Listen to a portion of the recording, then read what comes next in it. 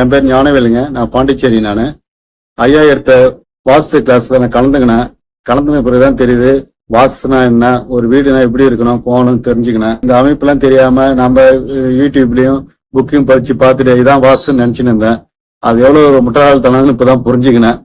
ஐயா அவர் பேசும்போது, அவர் வகுப்பு எடுக்கும்போது தெரிஞ்சுக்கினேன் அவர் எவ்வளவு அனுபவம் அவர்கிட்ட புகுந்து இருக்குதுன்னு தெரிஞ்சுக்கினேன். இது எனக்கு, என் வாழ்க்கைக்கு, என் பயணத்துக்கு இது ஒரு வெற்றி வழியா அமையும் நான் நினைக்கிறேன்.